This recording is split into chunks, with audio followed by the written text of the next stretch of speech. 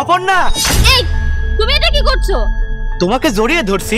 তুমি আমাকে জড়িয়ে ধরছো? তোমার অবস্থা দেখেছো? তুমি তো কাজ ছেড়ে সোজা এখানে এসেছো। আরে তুমি আমার সাথে দেখা করতে এসেছো, অন্তত তোমার গোসল করে আসা উচিত ছিল। আরে অপর্ণা, একটা সুখবর আছে, সেটা আমি তোমাকে দিতে চেয়েছিলাম, কিন্তু নিজেকে কন্ট্রোল করতে পারছিলাম না, তাই সোজা কাজ থেকে উঠে এখানে চলে আসলাম। তুহিন, যাই হোক না কেন, তুমি দূরে থেকে আমার সাথে কথা বলতে পারতে। আর যাই হোক, তোমার খুশির চেয়ে আমার কাপড়ের দাম অনেক বেশি। অপর্ণা, তুমি আমার খুশির চেয়ে তোমার জামা কাপড়ের কেয়ার করলে? হ্যাঁ, কারণ তোমার খুশির চেয়ে আমার জামা কাপড় আমার কাছে বেশি গুরুত্বপূর্ণ। জামা কাপড় নোংরা হলে আমি তোমাকে শপিং করাতে নিয়ে যেতাম।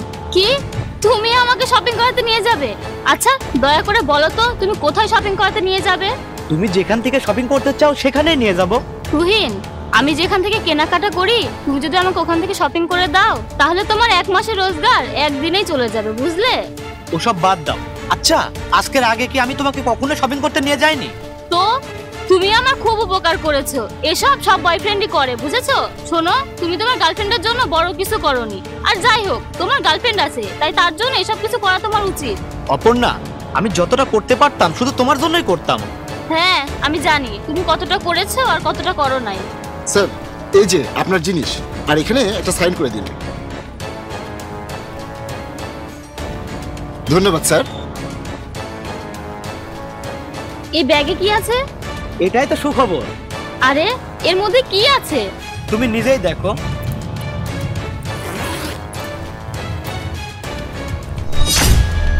এত টাকা কোথা থেকে এলো? আমি লটারি জিতেছি। সত্যি? কি হলো, এখন তোমার কাপড় নোংরা হবে না? তুহিন, এখন তো অনেক জামা কাপড় হবে, আর এখন আমি এত খুশি যে নিজেকে কন্ট্রোল করতে পারলাম না। আচ্ছা বাদ দাও, তুমি ভেবেছো এই টাকা দিয়ে আমরা কি করব? না, এখনো ভাবিনি।